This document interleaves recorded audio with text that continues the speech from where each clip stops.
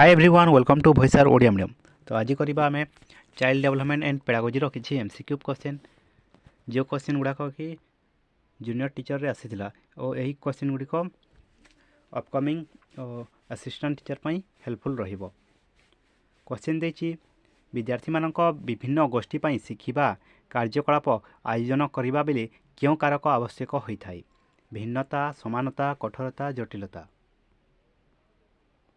भिन्नता। नेक्स्ट देखिबा मानक विज्ञान पाठ्यक्रम तुलन में क्यों शिक्षागत आभिमुख्य महाकाश अन्वेषण विषय रे जड़े विद्यार्थी जिज्ञासा को प्राथमिकता दे पारे? स्थानीय केन्द्रिक, अनुभव केन्द्रिक, विषय केन्द्रिक, शिशु केन्द्रिक। शिशु केन्द्रिक। नेक्स्ट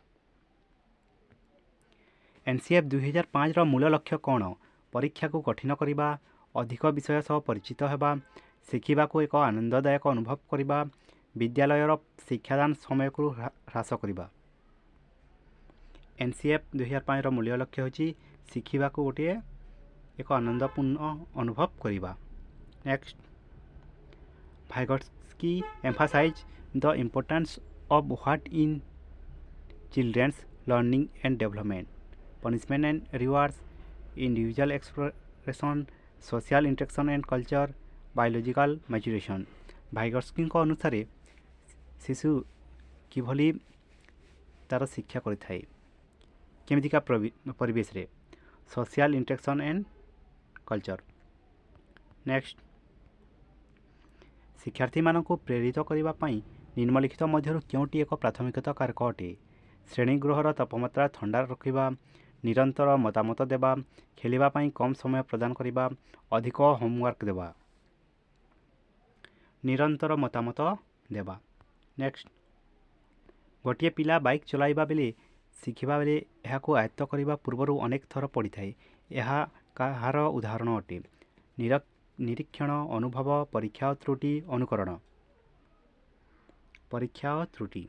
नेक्स्ट क्यों कारक प्रायतः पिलांक जीवन में मूलभूत मूल्य और विश्वास प्रदान करे? घर, विद्यालय, समाज, बहुगोष्ठी, बंधुगोष्ठी। घर। Next what is a primary goal of core curriculum? Core curriculum रो लक्ष्य कौन? Encourage specialisation from the start, preparing students for specific jobs, ensuring a comprehensive educational foundation, limiting students' exposure to diverse subjects, ensuring a comprehensive educational foundation. Next nature और nurture भितर difference क्या होता है? Debates aim of understand how plants grow in different soils, नहीं the influence of genetics versus environment in development, the influence of genetics versus environment. Next देखिबा कार्यकलाप आधारित शिक्षार निम्नलिखित मध्य क्योंटी एक लाभ अटे? विद्यार्थी मानक अंशग्रहणता को कम करिथाए, श्रेणीगृह सामग्रीर आवश्यकता ह्रास करिथाए, आलोचनात्मक चिंताधारा एवं समस्या समाधान कौशल वृद्धि करिथाए, घोषिकरी मन रखा प्रोत्साहित करिथाए।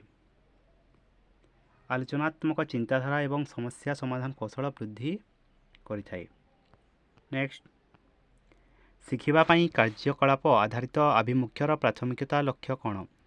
अध्यापना शुणा, कार्य सक्रिय अंशग्रहण करने, पाठ्यपुस्तक पढ़ा, तथ्यगुड़ी को मन रखा।